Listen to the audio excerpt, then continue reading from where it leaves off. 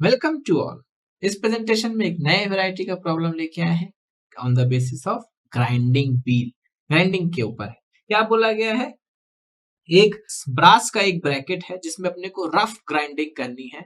उसके लिए suitable grinding wheel का स्पेसिफिकेशन कैसा होना चाहिए। 4 ऑप्शन दिया है आपको ग्राइंडिंग व्हील के स्पेसिफिकेशन के लिए। तो देखिए करना क्या है, कौन सा मटेरियल है? ब्रास। ब्रास कैसा होता है? सॉफ्ट होता है। Brass is a soft workpiece. Workpiece क्या है? ब्रास। और मटेरियल कैसा? सॉफ्ट। मशीनिंग कैसी करनी है अपने को? रफ मशीनिंग करनी है। ग्राइंडिंग में भी रफ और फिनिशिंग मशीनिंग होती है, रफ मशीनिंग। तो अपनी रिक्वायरमेंट ये है। अब इसके लिए ग्राइंडिंग व्हील के स्पेसिफिकेशन क्या होने चाहिए, कौन सा करेक्ट ग्राइंडिंग व्हील अपने को चूज करना है। 4 ऑप्शन आपको दिए हैं, इसलिए मैंने आपको ग्राइंडिंग व्हील इतना स्पेशली पढ़ाया था। अब बताइए कौन सा होगा, ध्यान लगाइए। सबसे पहले हम देखेंगे सॉफ्ट वर्क पीस के लिए हमने पढ़ा था। हम सबसे पहले चलते हैं स्ट्रक्चर के ऊपर।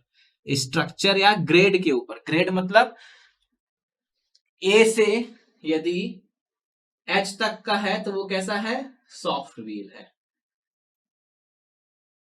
और क्यू से जेड तक का है तो मतलब क्या है? वो हार्ड व्हील है। यहाँ सॉफ्टनेस और हार्डनेस से मतलब क्या है? हार्ड व्हील है मतलब वो अपने एब्रेसिव ग्रेन्स को होल्ड करके रखेगा, जल्दी छोड़ेगा नहीं बॉन्डिंग मटेरियल। और सॉफ्ट व्हील है मतलब वो एब्रेसिव पार्टिकल्स जो है जल्दी निकल जाएंगे व्हील से।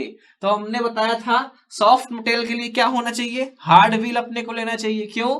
क्योंकि सॉफ्ट मटेरियल में अगर सॉफ्ट वर्कपीस ले लेंगे, सॉफ्ट व्हील ले लेंगे तो फुल यूटिलाइजेशन नहीं हो पाएगा।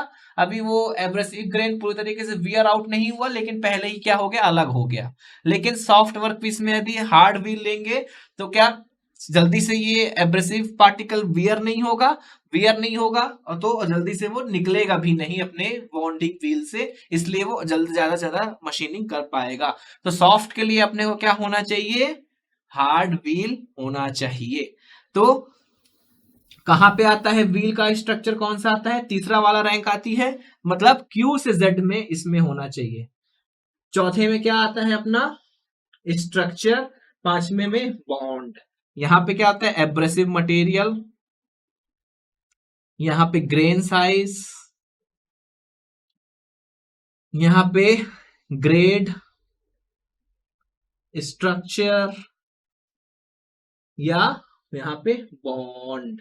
ठीक है, तो हमने ये वाला तो फाइंड कर लिया, मतलब क्यू से जेड। क्यू से जेड वाला देखिए कोई है? एक ही ऑप्शन दिख रहा है, ऑप्शन बी। तो पहले ही समझ में आ गया, लेकिन हम पूरा सॉल्व करेंगे। आपको आंसर मिल चुका है, ऑप्शन आपका बी आपका आंसर है। लेकिन आपको दिख गया क्योंकि क्यू से जेड वाला एक ही है, तो अपने एक फंडा, लेकिन अपन लोग बाकी भी टेस्ट करेंगे। अब स्ट्रक्चर। स्ट्रक्चर मैंने बताया था 0 से 7 है तो वो क्या होगा?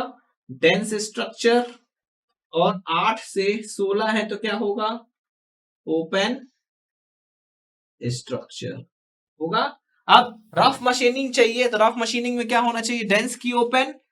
डेंस मतलब एब्रेसिव पार्टिकल्स पास पास, ओपन मतलब एब्रेसिव पार्टिकल्स दूर दूर। ज्यादा मशीनिंग करनी है, रफ मशीनिंग करनी है तो ज्यादा चिप फॉर्म होगी, ज्यादा चिप होगी तो उसको निकलने की जगह चाहिए। निकलने की जगह के लिए ओपन स्ट्रक्चर चाहिए। डेंस में क्या हो जाएगा? क्लॉगिंग हो जाएगी, तो व्हील लोडिंग हो जाएगा। इसके कारण अपने को ओपन स्ट्रक्चर चाहिए। तो यहाँ पे क्या आना चाहिए? 8 से 16 के बीच में आना चाहिए।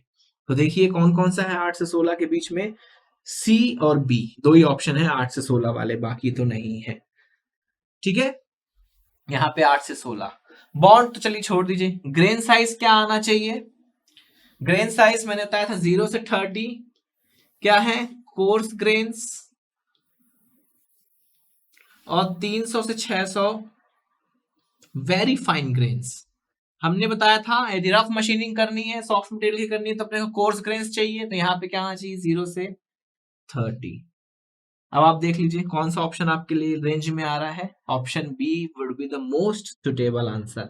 अब उसके बाद सॉफ्ट वर्क पीस है, तो हमने बताया था सॉफ्ट वर्क पीस के लिए एब्रेसिव पार्टिकल क्या होने चाहिए? किस मटेरियल के होने चाहिए? सॉफ्ट मटेरियल के नहीं, hard abrasive particles. Abrasive material कैसा होना चाहिए सॉफ्ट वर्क पीस के लिए? सॉफ्ट वर्क पीस के लिए हार्ड एब्रेसिव। तो हार्ड एब्रेसिव कौन सा है? सिलिकॉन कार्बाइड, तो सी।